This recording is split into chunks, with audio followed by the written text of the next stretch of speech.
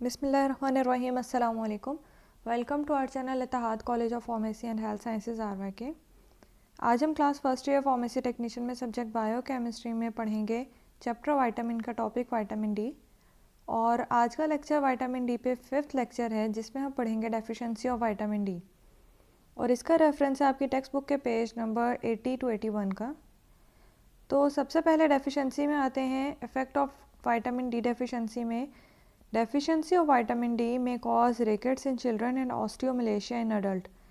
Vitamin D की जब deficiency हो जाए, कमी हो जाए बॉडी में अगर विटामिन डी की, तो उसकी वजह से दो कंडीशन हो सकती हैं। पहली है रिकेट्स और दूसरी है ऑस्टियोमलेशिया। रिकेट्स बच्चों में होती है और ऑस्टियोमलेशिया अडल्ट में होती है। और ये दोनों ऑब्वियसली विटामिन डी का जब हम फंक्शन पढ़ रहे थे तभी मैंने आपको कहा था कि जब हम डेफिशिएंसी पढ़ेंगे तो आपने उन सारे फंक्शंस को उलट कर देना है कि अगर विटामिन डी की कमी हो जाए तो ये जो सारे नॉर्मल फंक्शन है वो नहीं होंगे। तो रिकेट्स एंड ऑस्टियोमलेशिया दोनों बोन से रिलेट करते हैं। अगर हम रिकेट्स को देखें तो ये एक ऐसी डिजीज़ है प्राइमरली जो कि डेफिशिएंसी होती है, जो कि डेफिशिएंसी की वजह से होती है विटामिन डी के। अगर विटामिन डी के डाइटरी इंटेक में कमी हो जाए, यानी कि ग़ज़ाई जो है विटामिन डी को ग़ज़ाई किल्लत में विटामिन डी लिया जाए, मतलब खाने में सही से नॉर्मल अमाउंट जो है वो विटामिन डी की ना दी जाए, तो उसकी वजह से रिकेट्स की कंडीशन हो जाती है। और इसमें होता यह है कि विटामिन डी की कमी हो जाने की वजह से कैल्शियम और फास्फोरस की जो सप्लाई है बॉडी में वो कम हो जाती है, या उसकी और जब कैल्शियम और फास्फोरस की सप्लाई जो है वो कम हो जाएगी तो फिर अल्टीमेटली क्या होगा कि बोन्स और टीथ की जो ग्रोथ है वो नॉर्मल नहीं होगी।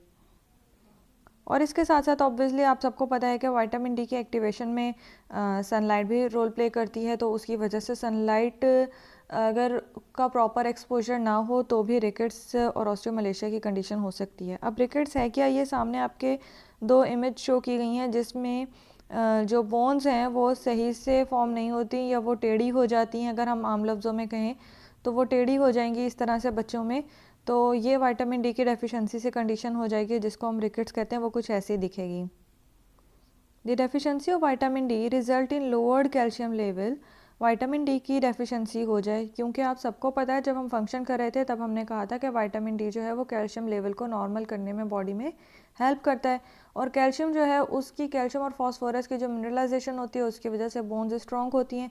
अब अगर तो विटामिन डी की डेफिशिएंसी हो जाए, विटामिन डी की कमी हो जाए, तो क्या होगा, तो बॉडी में कैल्शियम लेवल लो हो जाएगा, which stimulate the secretion of parathyroid hormone.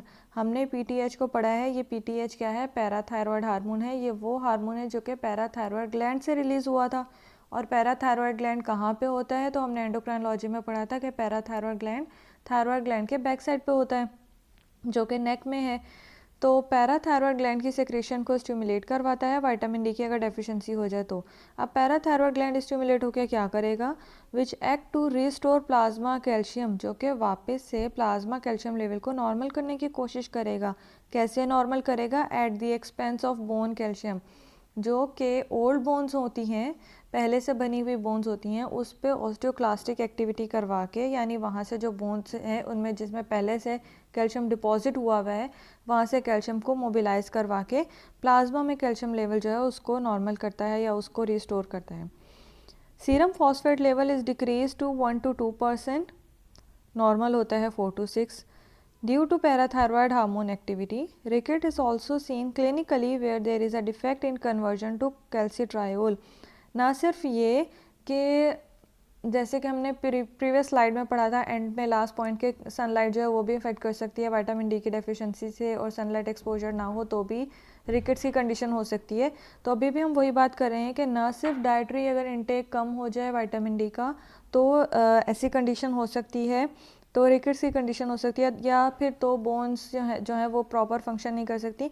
बल्कि अगर कैल्सिट्रायोल की एक्टिवेशन नहीं हो रही है, मतलब डाइटरी इंटेक में सही जो है विटामिन डी का इंटेक हो रहा है, लेकिन फिर कैल्सिट्रायोल जो है उसमें कन्वर्जन नहीं हो रही है, जो विटामिन D3 है वो एक्टिवेट नहीं हो रहा है बॉडी में, अगर ऐसी कंडीशन हो जाए तो भी रिकेट्स हो सकती है।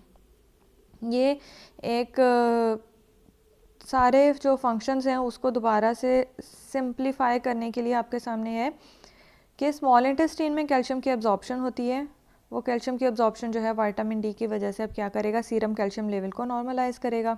सेम इसी तरह से बोन्स जो है उसमें पहले से कैल्शियम जो है वो डिपॉजिट हुए हुए हैं। अब बोन जो है उसकी रिजॉर्प्शन होगी, विटामिन डी जो है वो और पैराथायरॉयड हार्मोन की एक्टिविटी इन्वॉल्व होगी और साथ में सीरम कैल्शियम लेवल नॉर्मल हो जाएगा। सेम ऐसे ही किडनी में जो पैराथायरॉयड हार्मोन है, विटामिन डी है, क्या कैल्शियम की रीअब्जॉर्प्शन करवाते हैं। स्मॉल इंटेस्टाइन में एब्जॉर्प्शन होती है, किडनी में रीअब्जॉर्प्शन होती है और बोन में रिजॉर्प्शन होती है, यानी कि जो पहले से डिपॉजिट हुआ हुआ कैल्शियम है वहाँ से वो रिजॉर्ब होके वापस से जो है सीरम में कैल्शियम लेवल को इंक्रीज़ करवाएगा। फिर आते हैं वो कौन कौन सी डिफॉर्मिटीज़ हैं जो कि बोन में हो सकती हैं। सबसे पहला पॉइंट है ऑस्टियोक्लास्टिक एक्टिविटी। ऑस्टियोक्लास्टिक एक्टिविटी हो सकती है यानी कि अगर रिकेट्स हो तो, यानी अगर विटामिन डी की डेफिशिएंसी हो तो ऑस्टियोक्लास्टिक एक्टिविटी होगी। ऑस्टियो रिप्रेजेंट करता है बोन्स को ऑब्वियसली, क्लास्टिक जो है वो क्लीवेज से है, क्लास्टिक टूट जाना, जैसे कि आपके सामने इस इमेज में शो हो रहा है।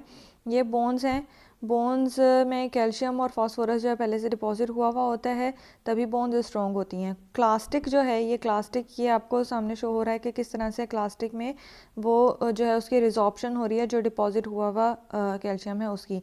और फिर ये है ब्लास्टिक है जो कि जिसमें वापस से डिपॉजिशन हो रही है। ये जो क्लास्टिक के बाद कैल्शियम आता है वो ब्लड में आके सीरम में कैल्शियम का लेवल नॉर्मल करने के लिए जो है रोल प्ले करता है। तो ऑस्टियोक्लास्टिक एक्टिविटी होती है बोन्स में, यानी कि अगर विटामिन डी की डेफिशिएंसी है तो पहले से जो डिपॉजिट कैल्शियम है वो वहाँ से मोबिलाइज होके आएगा। Second point, resorption of calcium from bones. और इसके अलावा ये वही जो इससे पहले मैंने 2 स्लाइड्स में और मैं बताया कि रिजॉर्प्शन ऑफ कैल्शियम होता है, जो बोन्स में पहले से डिपॉजिट हुआ कैल्शियम है वो वहाँ से रिजॉर्ब होके प्लाज्मा लेवल में कैल्शियम को इंक्रीज़ करवाता है। Third point, bones become weak and fragile. Bones जो है वो कमज़ोर हो जाती हैं, और फ्रेजाइल कहते हैं हम इजी टू ब्रेक, जल्दी कोई चीज़ जो टूट जाए उसको फ्रेजाइल कहेंगे। तो बोन्स जो हैं वो वीक हो जाती हैं और फ्रेजाइल हो जाती हैं, कमज़ोर हो जाती हैं। ज़ाहिर है अब उसमें जो कैल्शियम डिपॉजिट हुआ था जो कि उसको स्ट्रॉन्ग कर रहा था, जबकि वही वहाँ से रिजॉर्ब हो रहा है या वही वहाँ से मोबिलाइज हो रहा है, तो कैल्शियम की कमी की वजह से बोन्स जो है वो वीक हो जाएंगी, कमज़ोर हो जाएंगी।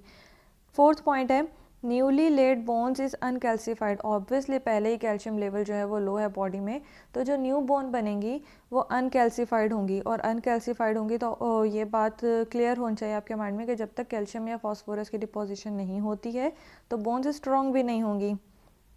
नेक्स्ट पॉइंट है ई पॉइंट, वेरियस स्केलेटल डिफॉर्मिटीज़ हो सकती हैं इस कंडीशन में। अब बहुत सारी स्केलेटल डिफॉर्मिटीज़ हैं जो कि हम आगे पढ़ेंगे और हमने हर डिफॉर्मिटी का अलग नाम याद करना है।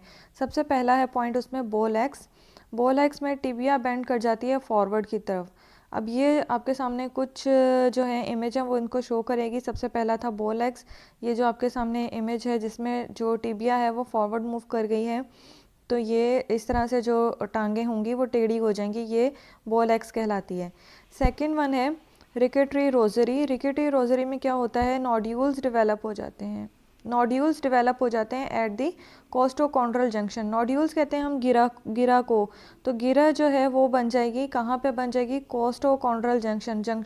वो जंक्शन कहते हैं वो पॉइंट जहाँ पे ये जो हमारे रिब्स में वो पॉइंट है जहाँ पे ये जो बोन्स होती हैं आपस में ये जॉइंट होती हैं, तो ये जो पॉइंट है यहाँ पे नोड्यूल्स डेवलप हो जाएंगे या गिरा बन जाएंगे। आपको इस इमेज में शो हो रहा होगा कि किस तरह से रिब्स में एक ख़ास पॉइंट पे जो गिरा की तरह जो बोन है वो ज़्यादा उभरी हुई नज़र आ रही हैं, ज़्यादा प्रोमिनेंट नज़र आ रही हैं। ये कंडीशन जो है वो कहलाती है रिकेटरी रोजरी।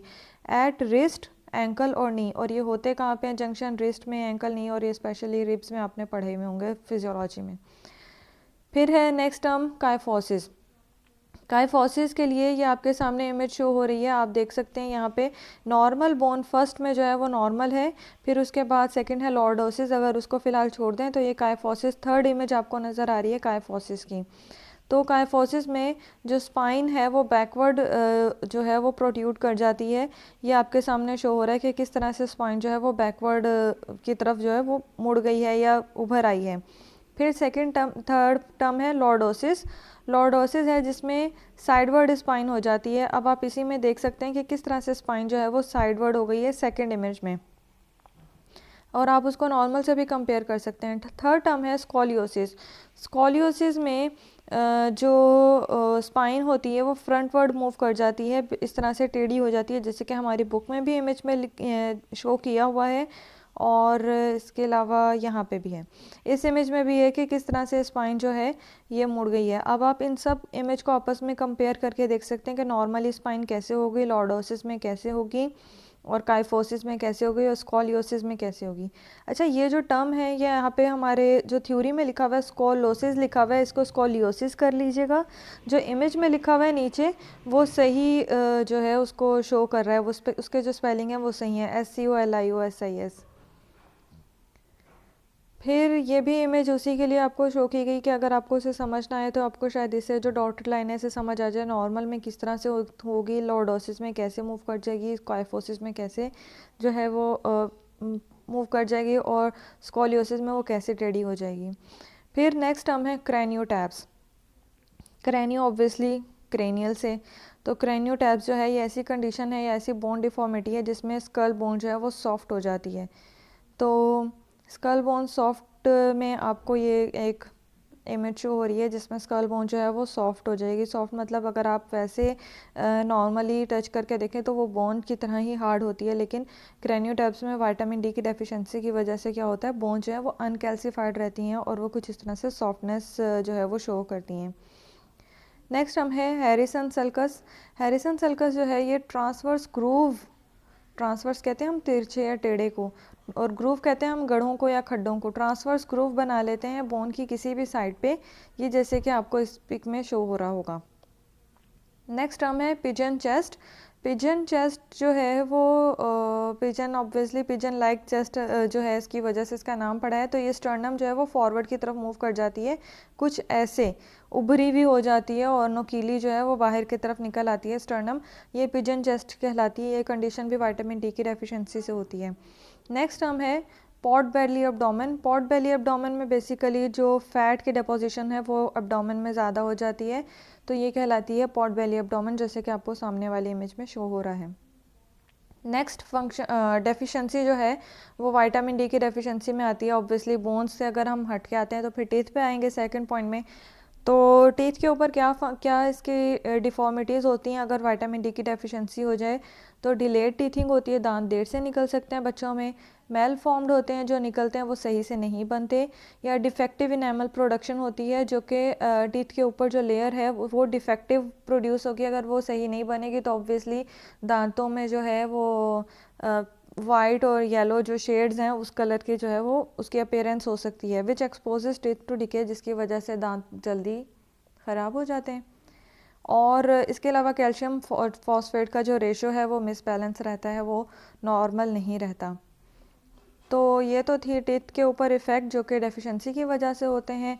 इसके अलावा और बहुत सारी डेफिशिएंसी की कंडीशन है, लेकिन वो हम डिस्कस करेंगे नेक्स्ट लेक्चर में। आज के लेक्चर में काफ़ी हो गया, तो मिलते हैं नेक्स्ट लेक्चर में। तब तक स्टे ब्लेस्ड, अल्लाह हाफिज़।